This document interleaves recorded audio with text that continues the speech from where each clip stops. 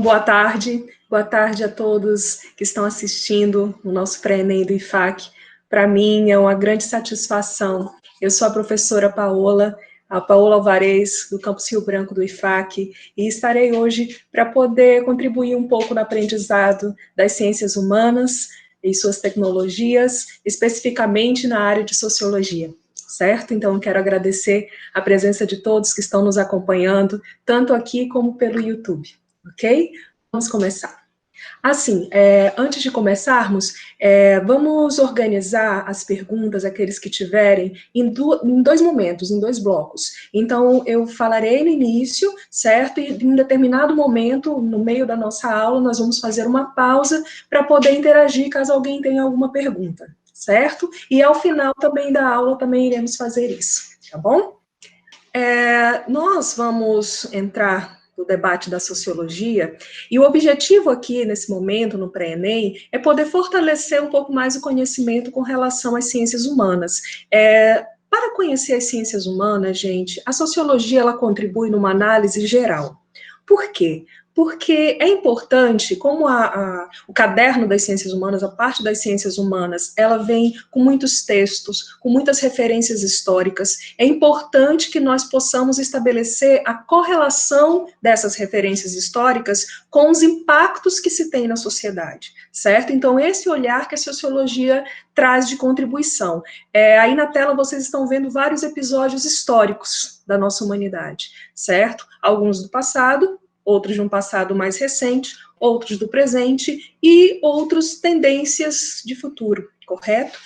Aí na imagem, não tem como a gente dissociar, pessoal, e vocês que vão fazer o Enem, vocês notem que em todas, mesmo sendo ciências humanas, ou as ciências da natureza, ou mesmo as linguagens de identidade, você vai ter textos que fazem referência a essa sociedade, a esse momento histórico.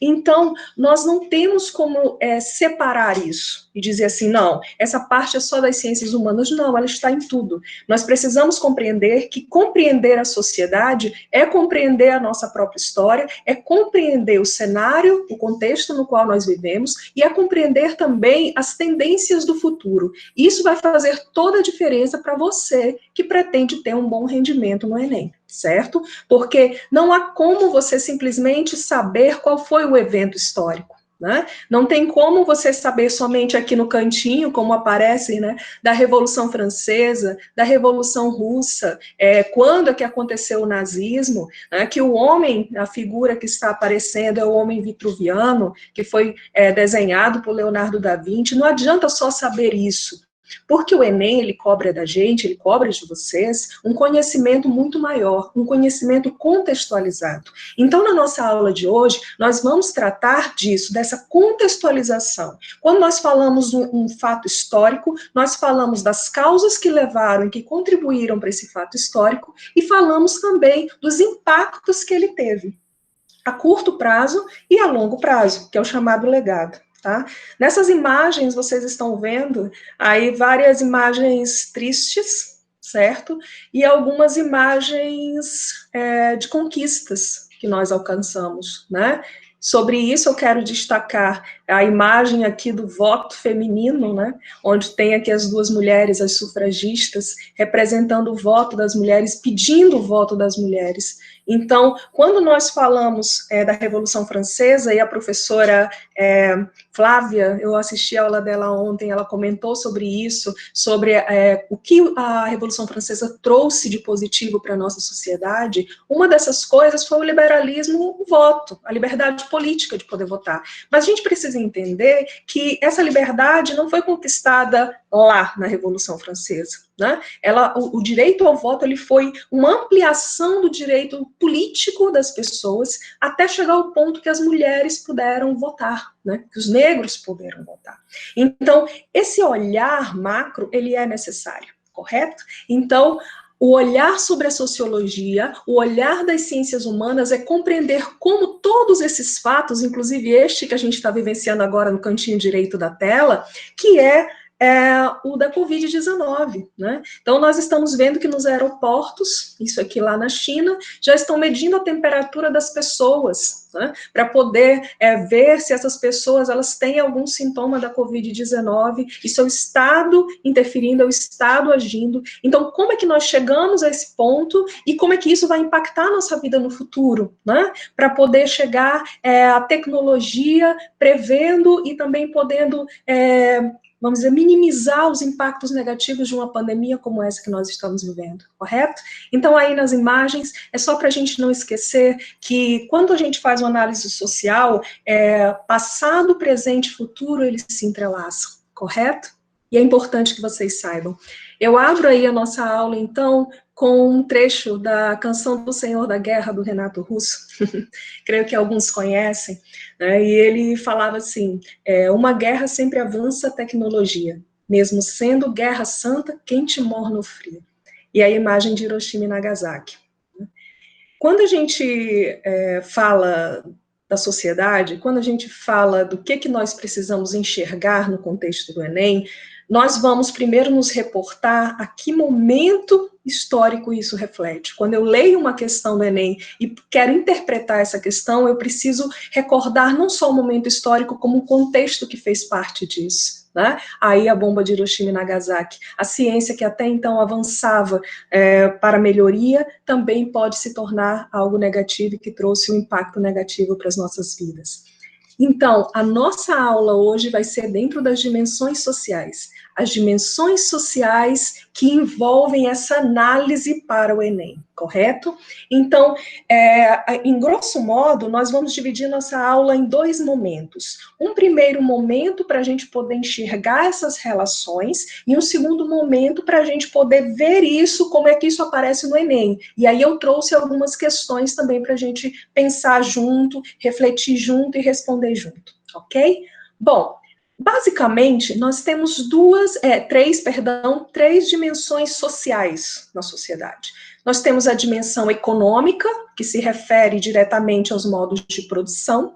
Nós temos a dimensão política, que significa o Estado, o governo, ou mesmo na ausência da forma de Estado e governo como nós conhecemos, mas como é que as sociedades se organizam para poder atender a essa necessidade. E a terceira dimensão cultural.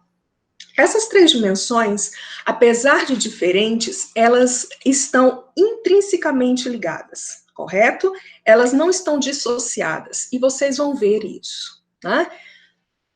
A dimensão econômica do modo de produção, ela vai estar diretamente associada à forma do trabalho, a concepção de trabalho, que é o trabalho, a forma como o trabalho se desenvolve, as relações produtivas, e vai estar também diretamente relacionada à tecnologia existente, certo? Isso tecnologia não falando só, vocês aí, galerinha do ensino médio, não falando só dos nossos tempos, mas toda a tecnologia utilizada para poder favorecer a produção, tá certo? Na política, nós vamos ter a base nas instituições e nas ideologias políticas. Quando a gente fala de alguma ideologia política, seja ela, como hoje se fala tanto, né, o socialismo, o comunismo, o que é ditadura, o que é democracia, nós não estamos falando só de ideias, nós não estamos falando somente do pensador que pensou lá no século XIX ou no início do século XX, uma determinada ideia para a sociedade. Nós estamos falando de algo que se concretiza em ações governamentais. Estamos falando de algo que se concretiza numa postura de governo, certo? E, por fim, a cultural, que vai basicamente trabalhar nos movimentos sociais, só que esses movimentos sociais, eles influenciam tanto as normas morais quanto as normas jurídicas. A norma moral no costume das pessoas, e isso vai se refletir nos direitos políticos, nos direitos trabalhistas e nos direitos civis. Gente, como é que isso tudo está interligado? Você está vendo aí um monte de palavras, e alguns desses conceitos, alguns somente que o tempo não nos permite mais, mas algum desses conceitos nós vamos trabalhar na aula de hoje, tá? Porque é importante que para você poder interpretar corretamente a questão no Enem, você precisa se situar no espaço-tempo. né? Então, você precisa conhecer alguns conceitos, né? Nesse momento, nós vamos relembrar, porque esses conceitos, eles fazem parte de todo o currículo do ensino médio, então nós vamos relembrar alguns conceitos, sabendo diferenciá-los, para poder interpretá-los corretamente numa questão do Enem. Correto? Então, olha só, no trabalho e na tecnologia, o modo de produção, ele varia, né? Agora, cada modo de produção desse, pessoal, vai impactar o tipo de Estado, tá? Quando nós falamos no Estado grego, teocrático, absolutismo, liberalismo, qual foi o pulo do gato? Será que por acaso foi pelos belos olhos do Estado ou do povo que o Estado se reinventou? Que o Estado diz, não, cansei de ser absolutista, agora vou ser liberal. Não, nós sabemos que não. Qual foi o momento, ou quais são as condicionantes que levam esse Estado a se transformar? Seja de bom grado, como é no caso das reformas, ou seja através de um momento mais revolucionário, como foi no caso da passagem do absolutismo para o liberalismo, né? Gente, tudo isso está relacionado ao modo de produção, né? É a economia que impulsiona essa mudança radical no Estado, de uma necessidade do plano político se adaptar a essa nova condição econômica. Tá certo? E, por conseguinte, nós vamos ter um impacto nas relações sociais. Porque se muda a economia, se muda o plano político, consequentemente, nós também não podemos ser os mesmos. Então, nós vamos nos transformar. Então, a sociedade, os costumes vão se transformando, certo? Então, um exemplo, claro, nós vamos ter no modo de produção feudal, né? Ontem a professora Flávia, na aula de História, ela falava sobre o modo de produção feudal, sobre a estratificação social, né? Onde existiam ali o trabalho servil. Então, não existia possibilidade de mudanças de classes sociais. Na verdade, nem existia classes sociais. O que existia eram estratos sociais. Então, a pessoa, até mesmo as normas de casamento eram normas muito rígidas, ou seja, não havia essa história bonita da serva, como a gente vê nos contos de fadas, da serva, de uma camponesa se casar com um príncipe, isso não existia, né? Então, isso são, de fato, contos de fadas. O que existia, na verdade, eram estratos sociais onde o lugar de nascença era predominante na vida que a pessoa teria e nas oportunidades que ela teria para o resto da vida. Então, no feudalismo, qual era a forma de trabalho? O trabalho servil, né? Era o trabalho através, claro que existia ainda alguns pontos de escravos, mas nós vamos ter basicamente o trabalho através dos feudos, o trabalho no sistema de vassalagem, e a partir disso, o Estado, nós vamos ter que tipo de Estado? Nós vamos ter tanto o Estado medieval quanto o Estado absolutista numa forma monárquica, né? Então, nós vamos ter uma estrutura de Estado, que era uma estrutura de Estado que... Qual é a diferença entre a monarquia medieval para a monarquia absolutista? O tipo de poder.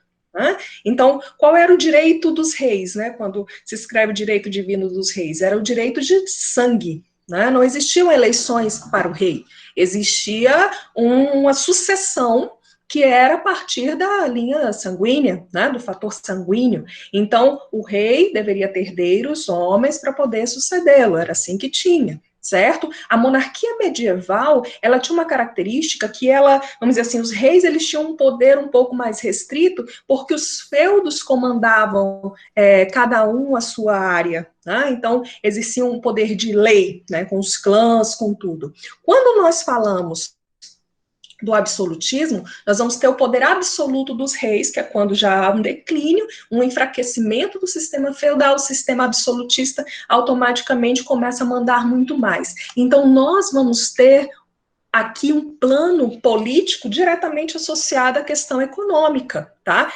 Agora, quando é que o liberalismo vem com a força total? Quando é que a Revolução Francesa ganha coro? Aí nós precisamos resgatar. Quando é que a Revolução Francesa vai ganhar esse coro? Quando o mercantilismo, né, nessa transição do feudalismo para o capitalismo, começa a se configurar. Então, nós vamos ter uma circulação de mercadorias, circulação de moedas muito mais forte, vem uma classe que vai ter dinheiro, mas não vai ter o sangue, que é a burguesia, como nós sabemos, e que vai querer uma participação desse projeto político. Tá? Então, aquela forma medieval e absolutista não cabia mais. Não tinha mais como caber. Então, nesse sentido aqui, nós vamos dizer, criar um terreno propício para o liberalismo, né? O liberalismo político, da liberdade, igualdade, fraternidade, tão propagada pela Revolução Francesa.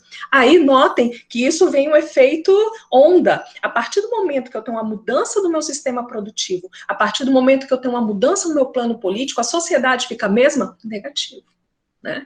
Então, a sociedade não vai ficar mais a mesma. Então, nós começamos a ter a ampliação desses direitos políticos também. Tá? Porque logo no início tinha toda uma questão para o voto. Depois o povo também começa a querer fazer parte desse processo político. As mulheres começam a querer fazer parte desse processo político. Então o Estado ele vai se reformando. Tá? Aqui foi só um exemplo de como esses três estão interligados. Então, quando a gente analisa, para a gente poder pensar as ciências humanas, nós não podemos pensar só o fato histórico. Nós temos que pensar toda a conjuntura social, política e econômica que está envolvida nisso, tá? Nesses planos. Todos eles estão interligados. Quando a gente analisa a questão do Enem, né, vocês têm que ter em mente algumas perguntas básicas. Quais são os conceitos que estão presentes nessa análise do Enem? Tá? Então, eu vou ler uma questão, eu preciso identificar naquela minha questão quais são os conceitos que estão presentes nela. Tá? Então, eu estou falando de liberalismo, que tipo de liberalismo? Eu estou falando do modo de produção asiático? Eu estou falando do modo de produção escravista? Eu estou falando do modo de produção feudal? De que tipo de monarquia estou falando? Medieval, absolutista? Então, só que para poder entender os conceitos, vocês precisam saber esses conceitos. Por isso, uma parte da nossa aula de hoje vai ser para reforçar esses conceitos. Segundo, tá? A que época ou a que tempo faz referência? Eu preciso ler e entender a que época. Para quê? Para eu poder fazer associação de conjuntura. Para eu poder entender o que aquele texto vem. Gente, quando um texto é colocado no Enem, o texto geralmente vem com um texto grande, certo? Com bastante informação, e geralmente de um texto de época também. Né? É comum aparecer textos de Jean-Jacques Rousseau, é comum aparecer textos de Emile Durkheim, é comum acontecer de ter esses textos clássicos, com uma linguagem mais apurada. Então, eu preciso também ter referência histórica sobre do que aquele autor estava vendo ou presenciando ou vivenciando naquela época, tá bom? Há algum evento histórico associado com relação a isso? Ora, se eu voltar aqui para trás, né, no modo de produção, qual foi, vamos dizer assim, a grande mudança, o grande evento histórico que aconteceu do feudalismo para o capitalismo? Né? Então, eu vou ter a primeira Revolução Industrial. Eu vou ter a máquina, vamos dizer assim, conseguindo fazer trabalhos produtivos, né, de uma forma muito mais potente do que a pessoa. Então, eu já não tenho somente um evento, mas eu tenho vários eventos associados a isso. Tá? Qual é exatamente a pergunta? Essa é a última parte, porque vem o texto e depois vem perguntando. Tá? Essas dicas eu estou colocando para vocês aqui, porque responder uma questão das ciências humanas, ela demanda muita concentração, referência histórica e demanda principalmente uma capacidade de interpretar o que está sendo perguntado. Isso é 50% da questão. Então, não é só eu saber que houve a Revolução Francesa, ou o que é a Revolução Industrial, ou quando aconteceu a Segunda Guerra Mundial, mas eu preciso entender essa conjuntura e dentro daquela pergunta do texto que me está sendo apresentado, o que me está sendo perguntado? O que se requer de mim? Porque é comum aparecerem questões também que são questões parecidas, que não são mentiras, né? São verdades, mas elas não estão dialogando com a pergunta que se quer. Então, vocês precisam ter isso em mente, né? Para poder ver o que me está sendo perguntado, tá? Bom, para poder associar esse primeiro conceito, vamos tratar um pouquinho da dimensão econômica e dos modos de produção, tá certo? Nessa dimensão econômica e dos modos de produção, nós vamos ter, vocês veem aí duas figuras, né? Uma primeira do Charles Chaplin em tempos modernos, e o segundo do Alan Turing, né? Que foi, vamos dizer assim, o criador do computador, como nós conhecemos. Então, nós estamos vendo dois tipos de trabalho, né? A dimensão econômica que revolucionaram sistema. Quando a máquina a vapor começa, eu preciso entender que ela vai impactar, é uma tecnologia disruptiva, né? Ela vai impactar a sociedade de tal forma que a sociedade ela vai se modificar por completo. Não é algo que vou apenas substituir, como hoje nós fazemos, um software A pelo software B. Não é só isso, é o modo de produção que muda, tá certo? A forma de gerar riqueza, a forma de gerar produto, ela muda, certo? E hoje, dentro do que nós vivemos, né, nas janelas, as portas da quarta revolução industrial, hoje nós vemos também uma outra mudança modificando o mundo do trabalho. Tá aí os postos de trabalho sendo reconfigurados e as relações sociais e trabalhistas sendo ressignificadas. Então, o modo de produção, ele altera não só a parte econômica, né, de gerar riqueza, mas ela altera também até a forma como o ser humano se identifica em sociedade, tá? Dentro da produção econômica, tá? Nós vamos ter um modo de produção primitivo, que é esse primeiro. Por que eu coloquei um asterisco aqui? Porque o primitivo, na verdade, ele é como se fosse aquela forma bem comunitária, né? Ele não tem uma forma, um modo de produção. Mas é como os indígenas trabalhavam, como os aborígenes trabalhavam, né? Plantando, comendo, fazendo as próprias ferramentas, a própria casa. Então, é um modo de produção, sim, que garantia a subsistência da comunidade, de todos, mas não estava associado a nenhum outro aspecto, vamos dizer assim, mais amplo e mais complexo do que os demais que vão aparecer. O escravista, todos vocês conhecem, o escravo.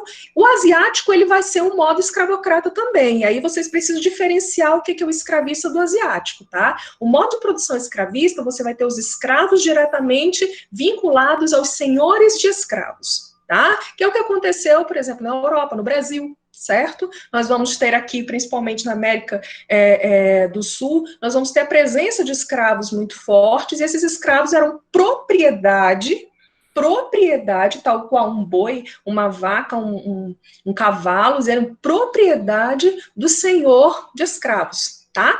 E depois, o asiático não vai ser assim. O modo de produção asiático, que nós vamos encontrar, por exemplo, no Egito, e aí quem gosta, né, quem tem a Bíblia como referência, vai encontrar isso, ou seja, era o povo, né, produzindo, que estava numa condição de escravo, claro, obviamente, mas eles não pertenciam a alguém, eles pertenciam ao Estado, correto? Então, o modo de produção asiático, eles se dissocia do modo de produção escravista por essa atividade, tá certo? O modo de produção feudal através do trabalho servil. Até aqui, até esse amarelinho, né, até o escravista, asiático, feudal, nós vamos ter basicamente as mesmas ferramentas e a mesma forma de produção, né? A base da terra, a base da riqueza era a terra, né? Nós vamos ter a força de trabalho do homem muito mais presente, tá? Onde a força humana, ela vai fazer a diferença nesse processo, uma economia agrária. Então, nós vamos ter séculos e séculos e séculos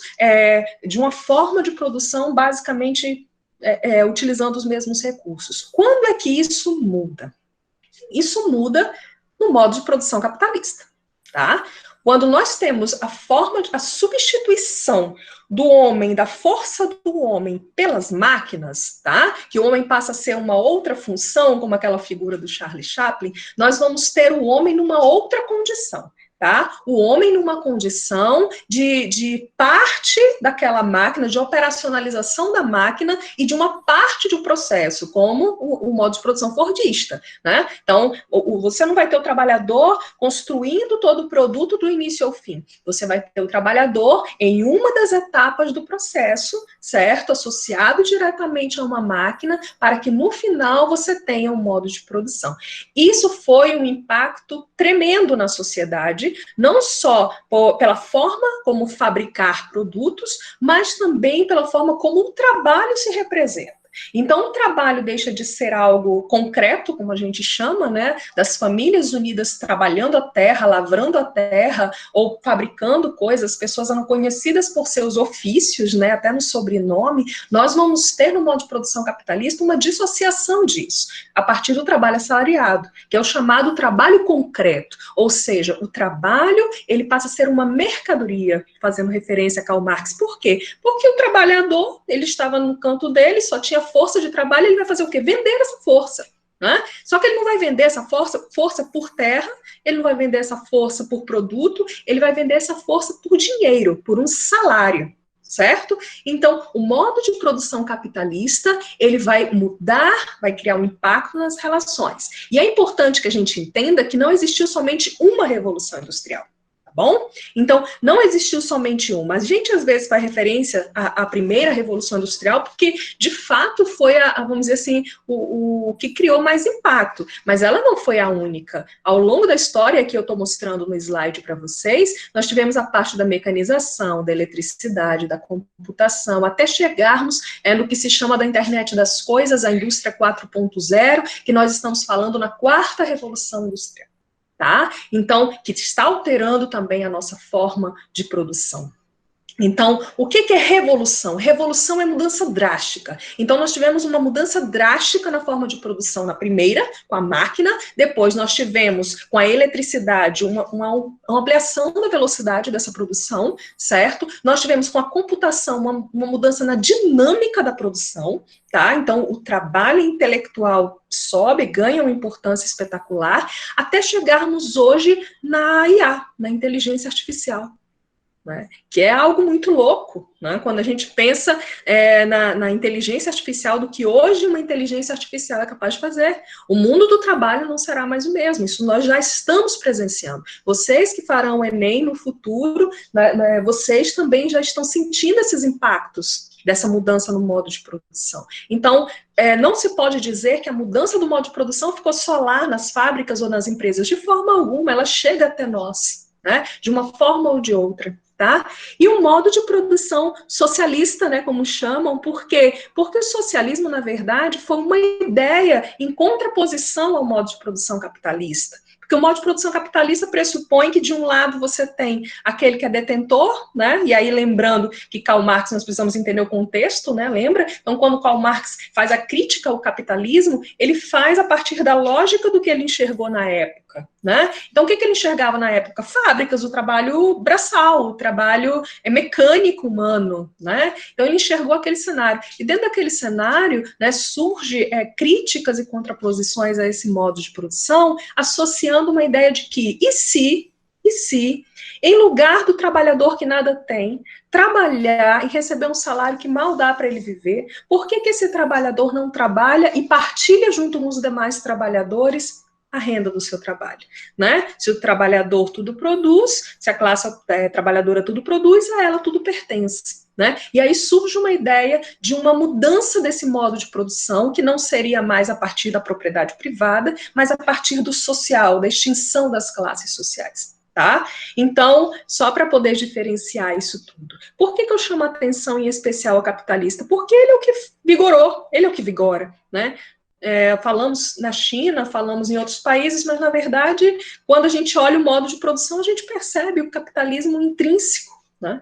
E a gente vê como é que o Estado, e aqui eu deixei em amarelinho para vocês, o Estado sente a necessidade de se adequar a essa nova realidade econômica. Por quê? Porque quando o Estado muda, gente, quando o Estado, a economia, vamos dizer, ganha uma nova roupagem, não tem como mais ter um Estado dissociado dessa roupagem. Porque o Estado é as leis, são as instituições, são as normas, precisa acompanhar essa mudança. Tá? E o Estado ele vai acompanhar essa mudança. Tanto que vem a Revolução Industrial, o cerco vai apertando e vai criando um cenário propício, né, para que a burguesia ganhe força e incendeie as massas para promover a Revolução Francesa. A Revolução Francesa não foi uma revolução do povo, foi uma revolução da classe média, né, foi uma revolução daquela turma que gostaria de exercer a política, que não estava mais conformado com a forma do Estado antes. Tá? Então, quando a gente analisa isso, nós percebemos o porquê que o Estado sentiu a necessidade de se adaptar. Tá? Aí aqui, só para a gente poder ver, as ciências humanas e suas tecnologias também apresentam numa questão, o mercado, diz assim, o mercado tende a gerir e regulamentar todas as atividades humanas, o mercado. Tá? O que é o mercado? É o mundo do trabalho, é a compra e venda de produtos, de serviços e trabalho. Tá? Até a pouco, certos campos, cultura, esporte, religião, ficavam fora do seu alcance, fora do mercado. O mercado era uma coisa, ou seja, a comercialização, produtos, produção era uma coisa, a cultura era outra, que era o que a gente falou. Nos modos de produção agrários, ficava muito restrito ali e o Estado cuidava da parte deles. Agora são absorvidos pela esfera do mercado. Os governos confiam cada vez mais em quem? Nele, no mercado. Abandono dos setores de Estado e privatizações. A esse texto, tá, Guerras do século XXI, ele vem fazendo uma referência ao protagonismo do mercado. Ora, né, quando eu falo em mercado, essa potencialização do mercado, eu não posso fazer referência ao período anterior ao capitalismo, concorda? Eu não posso fazer referência a isso, tá? Porque naquela época a forma de mercado era muito singela, de comercialização era muito singela. É no capitalismo que há o quê? O aumento da produção, consequentemente o aumento do consumo, correto? E aí um ciclo alimentando o outro, à medida que aumenta o consumo, aumenta a produção e etc. Tá? Aqui eu deixei uma mensagem para vocês, o mercado, né, dentro da teoria da mão invisível de Adam Smith, o que é o mercado, né, dentro da teoria de Adam Smith da mão invisível? O mercado se regula. Você não vai vender picolé no Alasca, assim como você não vai abrir uma loja de vender casaco de pele aqui no Acre, né? Então, o mercado se regula, oferta e demanda. E a partir desse mercado regulando, né, compreendia-se, Adam Smith defendia que o Estado não deveria interferir. Né? E isso foi uma das bases do liberalismo econômico, né? Quando a Revolução Francesa vem, ela não vem só no ideal de liberdade, igualdade, fraternidade política, né? Isso aí foi uma bandeira muito bonita, mas o que ela trouxe, né, na sua bagagem foi o liberalismo econômico. Né? Liberalismo econômico, né, deixar fazer, deixar passar, ou seja, o Estado recua, não interfere mais, como antes acontecia, o rei é que dizia, onde é que ia se plantar feijão, arroz, soja, agora não mais, né? Agora, na época, né? Então, Adam Smith traz uma lógica completamente diferente, né? O Estado é uma coisa, mercado é outra, e, por sua vez, o Estado passa a confiar no mercado. Então, vem a pergunta, no texto é apresentada uma lógica, tá? Quando eu estou falando lógica, o que é lógica? É pensamento, é ideia, que constitui uma característica central do seguinte sistema socioeconômico. É socialismo? Não, porque dentro do socialismo nem mercado tem. É feudalismo? Não, porque no feudalismo a comercialização ainda era muito incipiente e dentro de umas, vamos dizer assim, da troca de produtos, certo? E não existia esse tipo de formação para o mercado. Capitalismo? Opa, beleza. Vamos entender aqui, anarquismo. O que é anarquismo, né? Dentro, tá até misturadinha nessa questão da Enem. Sabe aquela que você descarta de vez é essa? Porque essa nem se fala sobre o sistema socioeconômico. Anarquismo, a anarquia, o A, né? É negação, então é totalmente ausência de poder. Né? Não existiria Estado, não existiria governo, não existiria nada, né? Então, nessa lógica, a anarquia total estaria fora. Comunitarismo, ora, o comunitarismo é o modo de produção primitivo, onde não existia mercado, não tem lógica de mercado. Então, analisando esses conceitos, eu voto em qual? No capitalismo. Tá? Então, a questão certa é o capitalismo. Percebam que a gente vai fazendo menção sempre a essas análises. Conceito, qual é o conceito, qual é o período histórico e o que me está sendo perguntado para que eu possa interpretar a questão adequadamente. Tá? Uma próxima pergunta. Um carro esportivo é financiado pelo Japão, projetado na Itália e montado em Indiana, México e França, usando os mais avançados componentes eletrônicos que foram inventados em Nova Jersey e fabricados na Coreia. A campanha publicitária é desenvolvida na Inglaterra, filmada no Canadá, a edição e as cópias feitas em Nova York para serem veiculadas no mundo todo. Teias globais disfarçam-se com o uniforme nacional que lhes for mais conveniente. Uniforme nacional que lhe for conveniente. Olha só, aí eu vou, gente, uma dica sempre, olhem quem foi que escreveu, olha a referência. Não para só no texto, olha quem foi que escreveu, tá certo? Então, nós vamos lá. Quem foi que escreveu o Reich e o Trabalho das Nações, preparando-nos para o capitalismo do século XXI. Então, eu entendo que esse estudo está fazendo uma análise, certo, do que foi o capitalismo, mas numa perspectiva para projeção do que será o capitalismo no novo século XXI. Totalmente diferente, né? Nós partimos do capitalismo mercantil, passamos para o industrial, fomos para o capitalismo financeiro. Então, hoje nós estamos falando de uma nova forma de fazer dinheiro, né? Uma nova forma de gerar riqueza, tá? E aí vem falando como é que essa realidade a gente conhece bem, né? Aqui eu coloquei em amarelinho, a gente conhece bem a globalização, né? A globalização, ela permitiu não só o acesso à informação, mas ela permitiu também que um produto, ou que empresas, né, se alocassem em vários países, e que o mercado pudesse regular isso, né? Por que a Nike tem fábricas na China? Porque a China tem um contexto propício que amplifica o lucro da Nike, né? Tem menos impostos, menos encargos trabalhistas, então as fábricas vão para lá.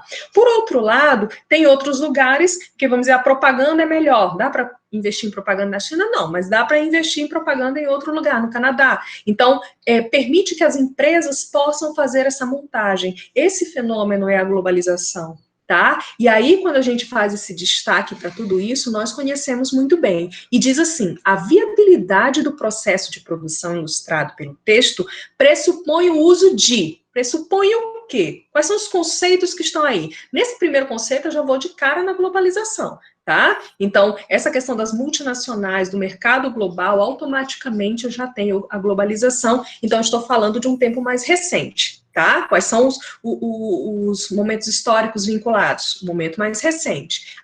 Linhas de montagem e formação de estoques. Não, porque linha de montagem eu vou ter uma forma diferente, na verdade. A linha de montagem ela é lá do período fordista, não estou falando de algo para o futuro.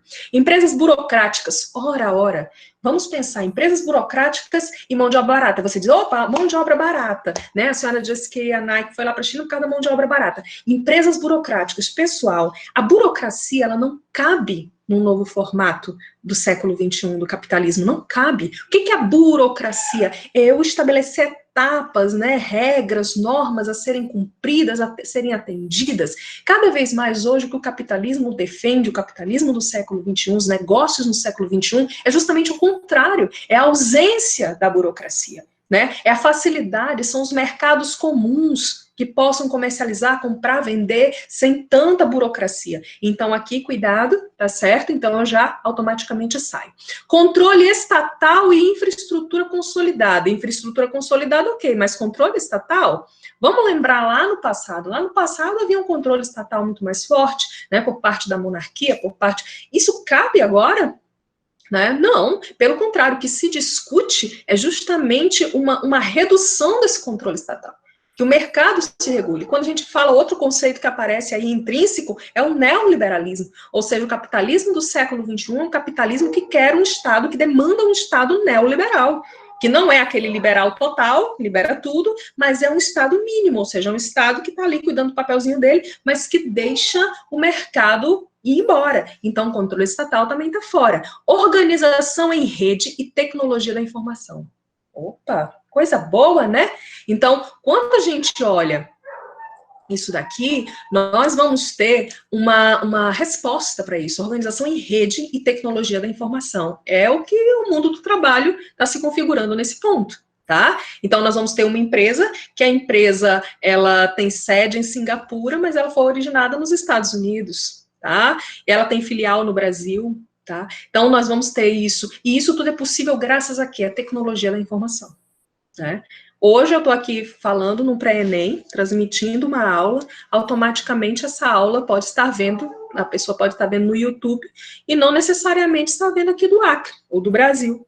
Ela pode acessar o link, ela pode assistir, minha família que está lá no Peru, pode assistir a minha aula no YouTube, né? Então, nós vemos hoje que a tecnologia favoreceu esse novo trabalho, tá? Esse novo trabalho que estamos vendo o capitalismo se reconfigurar. Gestão centralizada? Protecionismo econômico? De forma alguma, tá? Então, aqui nós já vemos como o capitalismo do século XXI é uma ampliação dessa forma de produção, correto?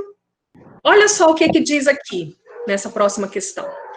A estética, olha só, estética. O que é estética, gente? Já lembra logo de beleza, de aparência, na verdade? A estética relativamente estável do modernismo fordista. Fordista está me remetendo lá no início do capitalismo. Lembra aquela coisa? Conceito, período histórico, certo? Eu tenho que me contextualizar. Do modernismo fordista, cedeu lugar a todo o fermento, instabilidade, qualidades fugidas de uma estética pós-moderna, ou seja, saindo lá da linha inicial do capitalismo para o pós, que celebra a diferença, a efemeridade. O que é efêmero? Efêmero é o contrário de eterno, tá? Passageiro. Então, que celebra a diferença, a efemeridade, o espetáculo, a moda e a mercadificação de formas culturais. Mercadificação de formas culturais. O que é uma mercadificação?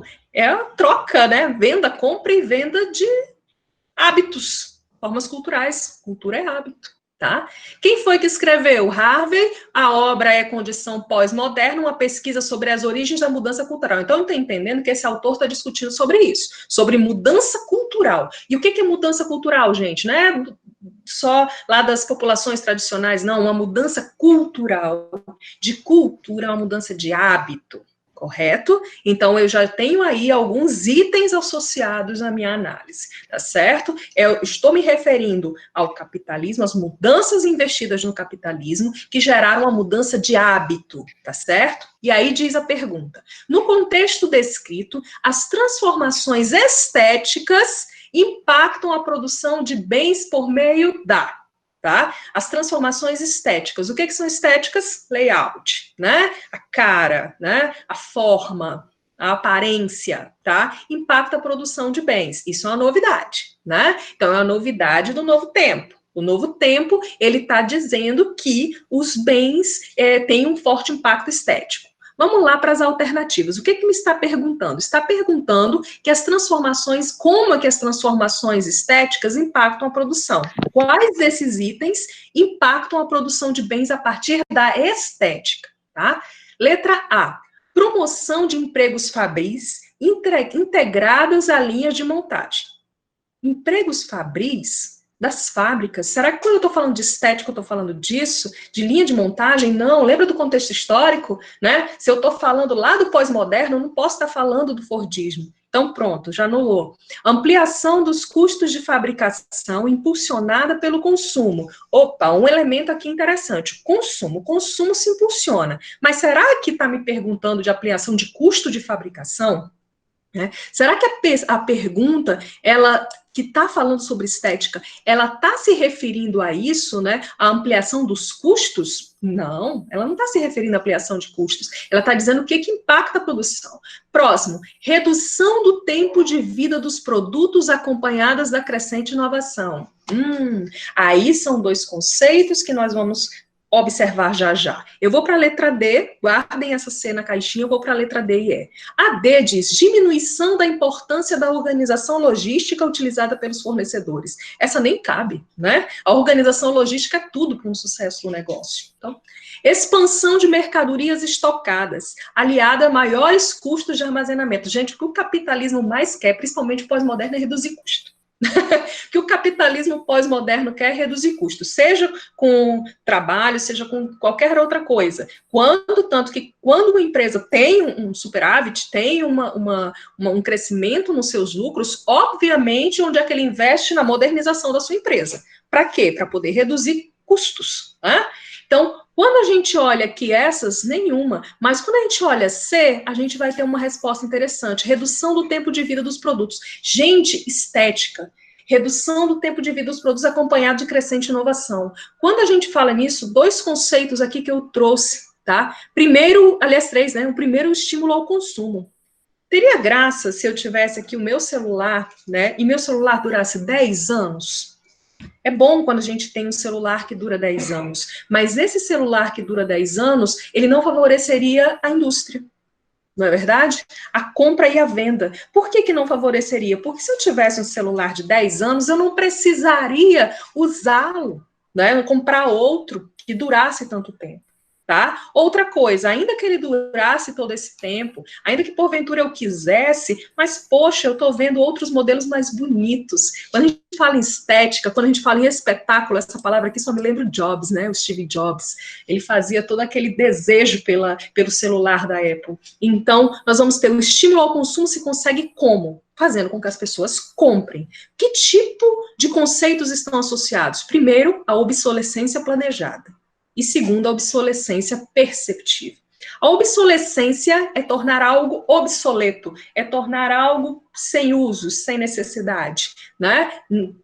Preterido. Então, obsolescência planejada. O produto, como aqui está colocando, redução do tempo de vida de produto. Você tem um celular hoje, o celular dura 2 anos bem, a partir de 2 anos e 1 dia, ele começa a pifar, ele começa a travar. Certo?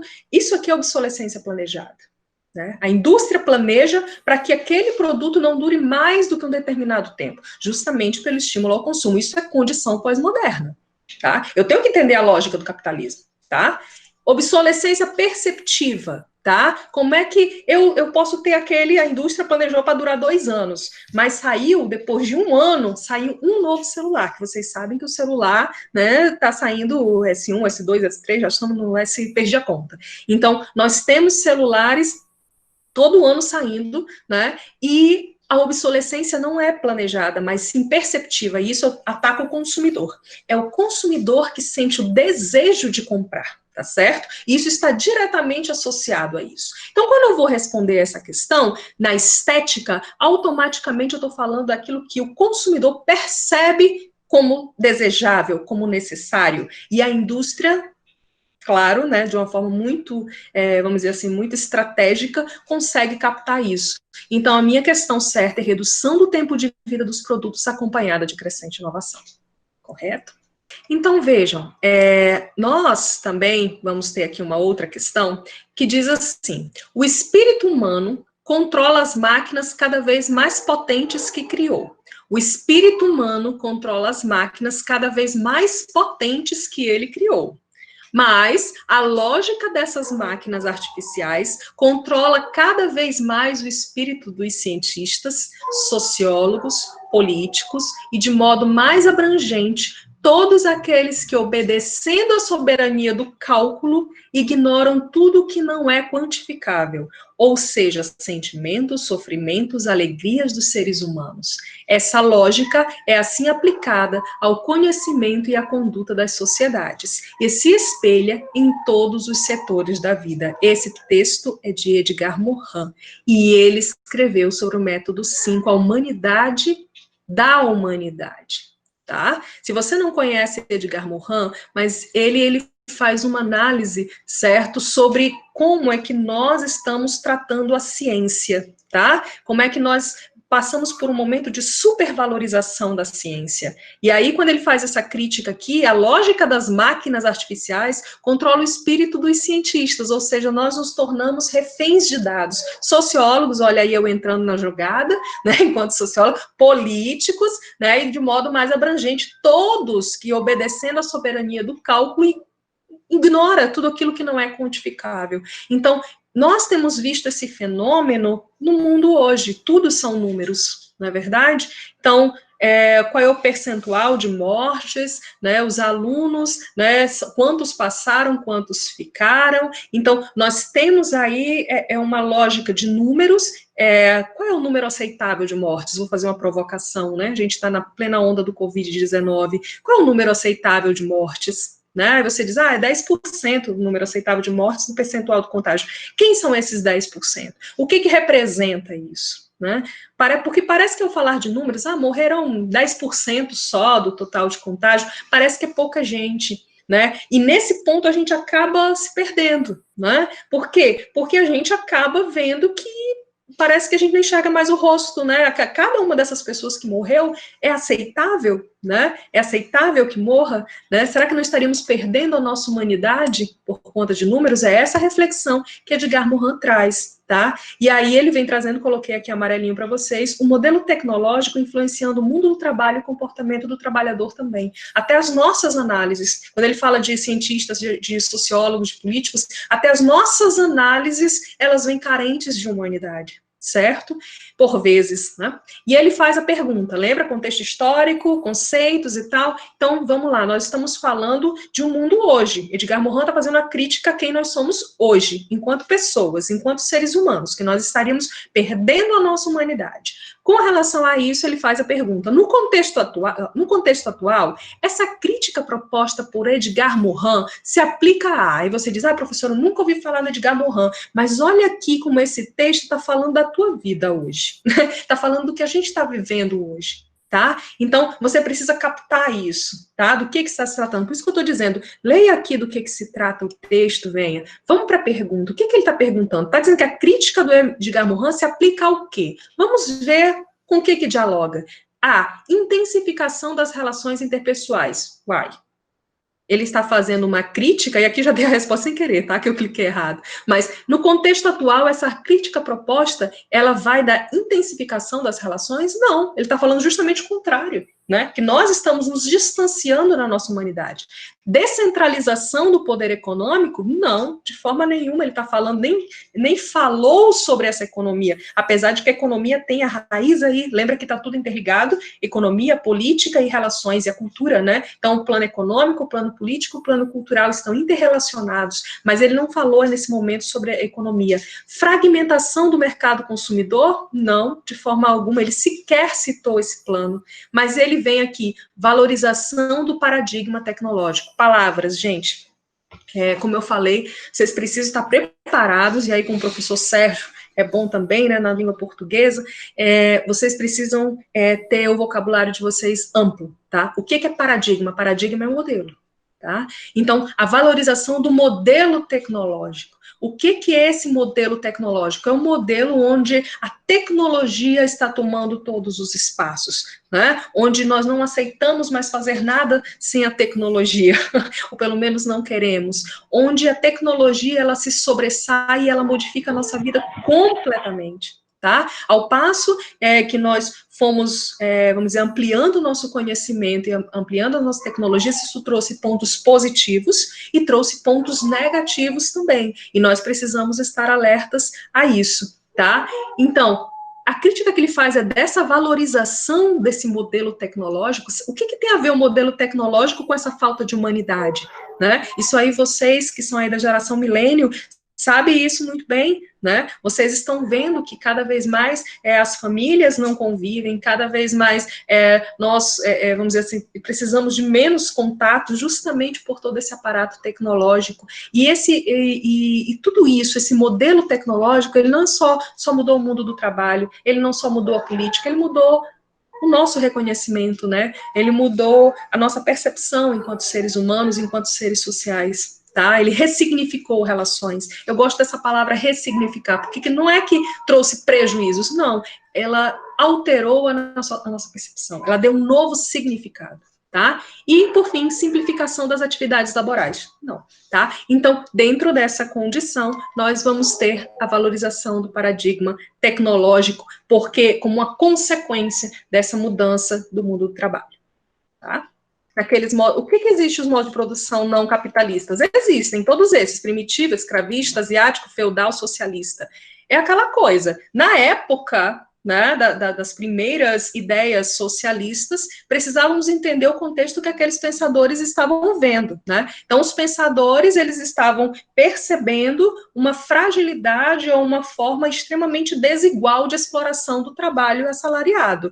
E aí propuseram uma nova forma não capitalista, né? Que é justamente o modo de produção socialista, que é onde os trabalhadores são donos, trocando em miúdos, os trabalhadores seriam os donos das fábricas, e não apenas empregados, certo? Produziriam e comercializariam, e daquilo sobreviveriam, né? Ideias, né? Você vai me falar, algum já conseguiu concretizar no plano real, imagino que a gente esteja falando hoje? Não conseguiu. Esses outros aqui atrás conseguimos, né, ao longo do tempo, mas em nenhum deles a tecnologia estava presente, a tecnologia no mais alto grau, né, como hoje nós conhecemos. Gente, quando hoje a gente fala no modo de produção capitalista, é muito difícil você imaginar um modo não capitalista, tá? Porque o capitalismo não é só a questão da produção. Olha onde é que a gente está aqui, ó. Olha as revoluções, né, nesse slide que eu estou mostrando para vocês. Nós estamos aqui, nós estamos às portas da quarta revolução industrial. Tá? Então não existe mais aquela divisão do trabalho como outrora acontecia. Hoje nós temos um trabalho totalmente reconfigurado, né? Então, inclusive, é uma falha de conceito, e eu quero alertar, quando as pessoas defendem igualdade, na verdade não é nem igualdade, mas redução da desigualdade, né? Ou uma forma de trabalho não tão selvagem, podemos assim dizer, não tão desigual, elas não estão se referindo ao socialismo em si. Na verdade, quando a gente olha, nós não temos nenhuma experiência verdadeiramente socialista no campo do modo de produção.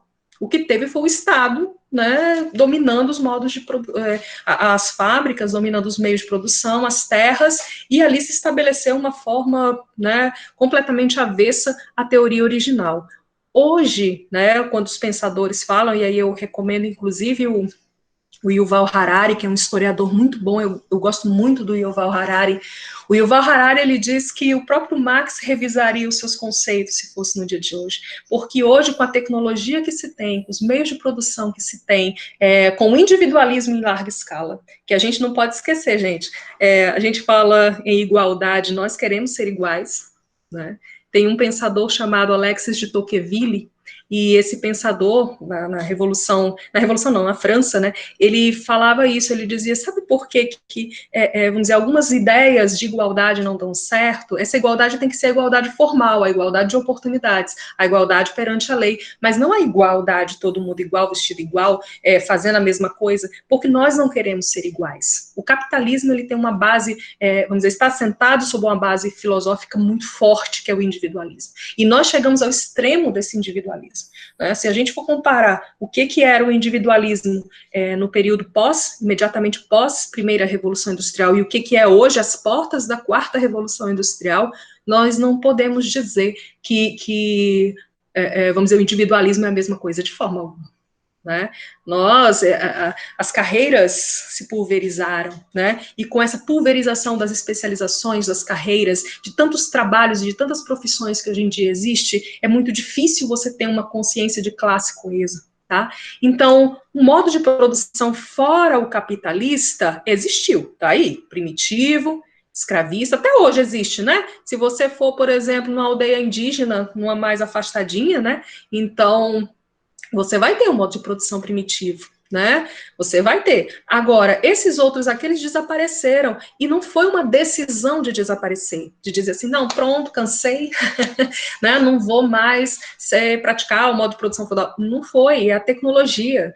Nós temos que ver o contexto, é a força do peso da tecnologia, né? Então, e aqui, olha só onde nós chegamos, né? Então, respondendo a pergunta, como eu falei, recomendo o Yuval Harari como uma referência também nesse ponto, não tem mais como retroceder, tá? O que nós temos que pensar, é claro, né, que à medida que se reconfigura o mundo do trabalho, precisamos reconfigurar as nossas relações sociais, de preferência numa sociedade em que garanta maiores oportunidades, reduza essa exploração toda, mas ainda capitalista. Temos 10 minutinhos, tá, para poder encerrar, então não vai dar tempo de entrar muito na dimensão política, mas eu espero que tenha ficado claro toda essa visão econômica, e eu vou só dar uma brechinha nessa dimensão política. Aí eu estou mostrando para vocês, tem a figura do Leônidas, quem assistiu os 300, né, faz referência ao Leônidas e ao Xerxes, né, rei Xerxes. Essa figura que eu mostrei, porque como eu falei para vocês, do Estado, né, quais são as formas de Estado, né, nós vamos ter tipos de Estado antigos, né, estados teocráticos, como aqui nós vemos o Xerxes, né, uma figura não considerada pessoa, né, no Estado teocrático, o governante não era considerado uma pessoa, era considerado um ser divino. Nós vamos ver isso no Egito, né, no Egito isso vai aparecer de uma forma muito clara, né, é o filho de Ra, tinha aquela coisa, então, era um ser humano, mas com uma característica divina, que era aqui, e no filme, o interessante, para quem assistiu, e quem não assistiu, eu recomendo, tá, tanto o 301 quanto o 302, fica a dica, que é a continuação. O Xerxes, aí interpretado pelo Rodrigo Santoro, ele faz uma postura, ele se auto-intitula um deus, né? Ele diz, eu sou um Deus bondoso, eu sou um Deus generoso, eu posso, né, lhe dar a vida. Então, ele se auto-intitulava, e ele representava o Estado, né? Vamos ter os persas, né, na verdade, de onde descendem os iranianos, nós vamos ter os persas ali dominando, né, boa parte do mundo e se considerando uma forma de Estado altamente teocrática, né, via sanguínea também, né? E nós vamos ter aqui na dimensão política, o Leônidas, né, em contraponto, representando já a sociedade grega, né, na época Esparta e Atenas não se entendiam muito bem, se chocavam, mas Esparta tinha um rei, mas esse rei não era considerado divino, eles eram uma religião politeísta, tinham os deuses no Olimpo, mas eles eram seres humanos, extremamente humanos. Então, nós vamos ter aqui o contraponto entre esses dois. Por que eu estou chamando a atenção nesse momento, né, para essas duas figuras? Porque a lógica do Estado, gente, que é o poder político, ele é uma concepção que se materializa, tá? Então, nós vamos ter, ao longo da nossa história, governos políticos numa forma teocrática, ou seja, onde você não tem uma diferenciação do que é a política em si, do que é o metafísico, o divino, e você vai ter uma figura, né, uma formas, na verdade, que não é só uma, mas formas de Estado que vão já tratar o plano político dissociado dessa forma metafísica, correto? Então, nós vamos, na próxima aula, nós vamos tratar, né, e aí, entrando numa parte do Estado antigo, nós vamos tratar um pouco sobre esse Estado teocrático, tá? Nesse Estado teocrático aqui, não está bem na ordem, o teocrático, ele está bem aqui, né, representado pela figura do faraó, né, no Egito, aquela figura da divindade, da autoridade, do poder político extremamente associado a isso, né? Eu digo que ninguém ousava matar o faraó, né, do contrário do que acontecia aqui em cima, né, com os Césares, né, que, mesmo tendo todo o poder absoluto, né, na época, imperadores, mas ainda tinha uma figura humana, né, então ninguém ousava matar o faraó. Imperadores morreram a rodo, né, pela própria família, mas o faraó ninguém ousava matar, né, um rei Xerxes ninguém ousava matar, porque se sentia que estava atentando aos próprios deuses. Então, nós vamos ter na forma do chamado Estado Antigo, que é o que é o Estado? É uma organização política, tá? Para decidir. E isso existe desde muito tempo, né? Vamos ou não vamos para a guerra, que é a cena dos 300 de Esparta que eu acabei de mostrar para vocês, quando eles se reúnem. Aí, a Pérsia está vindo, né? Quando eles vêm aqui atrás, né? A Pérsia vai invadir a Grécia. O que nós vamos fazer? Nós vamos esperar para que eles venham e a gente os ataque aqui, ou a gente vai ao encontro deles? E aí, todo esse contratempo, né, é uma decisão que ocorre, uma decisão política, né, vamos ou não vamos para a guerra, arrecadamos X de impostos, o que fazer com esses X de impostos? Investir numa ponte, investir numa estrada, ou distribuir sacolões para os pobres? Tudo isso é estrutura política, certo? Então, nós vamos ter no chamado Estado Antigo, certo? Formas mais antigas de Estado, de decisão política, o Estado teocrático, o Estado grego, que vai ter um Senado, né? Vai ter a ágora lá da discussão. Lembrando que quando a gente fala em ágora, e a professora Flávia falou bem isso ontem, né? Sobre o ágora também. Então, nós não vamos ter todas as pessoas debatendo, não, porque quem era cidadão era o cidadão grego, né? Não era os escravos, as civilizações que foram cativas, de forma alguma, certo?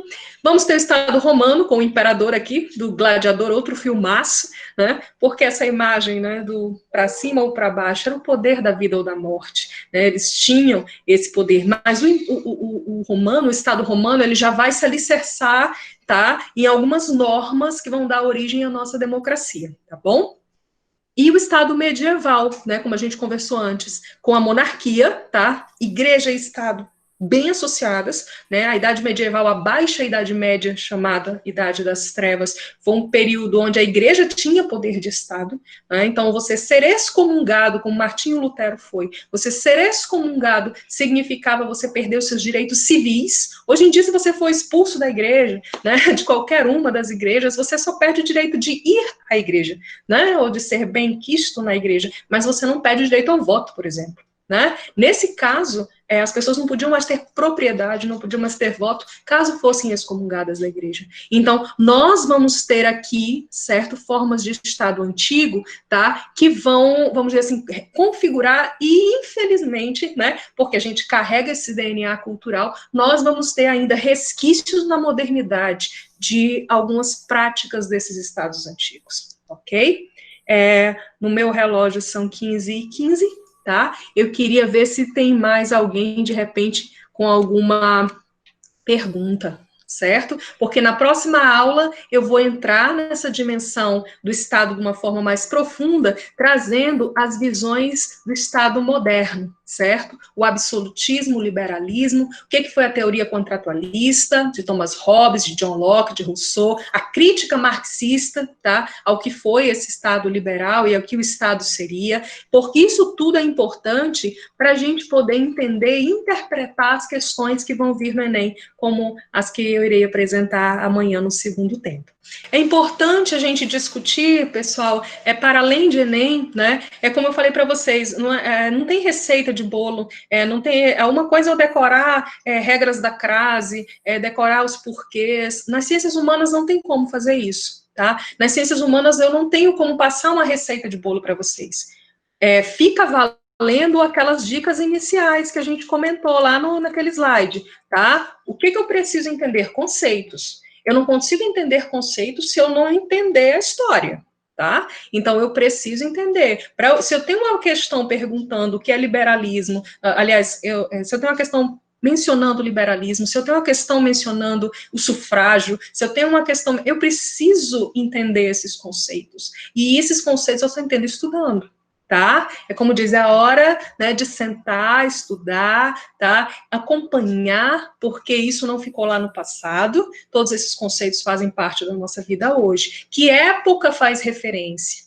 Tá? Eu preciso contextualizar de onde está se falando, porque só o fato de eu ter essa linha histórica temporal na minha cabeça, né, se eu compreendendo como é que foi a evolução das coisas, eu consigo ter já esse caminho para responder as questões. Eu posso nunca ter lido aquele texto do autor que está sendo apresentado na questão do Enem, eu posso nem saber quem é aquele autor, mas se eu consigo ter essa minha linha histórica muito bem pautada, né, se eu consigo lembrar desses conceitos, eu consigo fazer essas associações, né? Lembrem dos eventos históricos, certo? Que os eventos históricos, eles não são isolados, tá? Eles têm causas, então eu preciso compreender o que foi a Revolução Francesa e quando aconteceu, isso é o de menos. Eu preciso compreender o que levou à Revolução Francesa, qual era o contexto da Revolução Francesa e quais foram os impactos que a Revolução Francesa trouxe, tanto no momento imediato, para os franceses, quanto para nós enquanto mundo. Né? Se hoje nós falamos em Estado Democrático de Direito, que hoje nós engrossamos o pescoço para falar do Estado Democrático de Direito, eu preciso entender que caminho eu percorri para poder chegar nesse Estado Democrático de Direito. Né? Para poder entender o que é Estado, para poder entender o que é democracia do democrático, e eu poder entender o que esse direito se refere. Tá? Então, a gente tem que ver, ampliar o leque dessa discussão, tá bom? E qual é exatamente a pergunta? Né? Eu acho que vocês, eu sei que a prova é longa, né? Nas provas do Enem, nossa, a gente pega o caderno 1, o 2, são questões longas, mas é o que eu digo, você precisa concentrar, tá? Concentre-se e busque ali interpretar do que se fala, tá bom? Amanhã eu vou encerrando por aqui, né, dentro do nosso tempo, para vocês terem um intervalinho e logo em seguida, com certeza, a aula maravilhosa do professor Paulo Roberto, na matemática, tá bom? E amanhã a gente continua com as outras duas dimensões, tá? Hoje nós falamos um pouco dessa relação economia e política, e amanhã nós vamos falar mais desse impacto política-cultura dentro das relações sociais e dos direitos políticos, trabalhistas e civis, tá bom? Eu agradeço muito a participação de todos que nos acompanharam até aqui, e eu aguardo todos vocês amanhã, tá bom? Um beijo, um abraço a todos.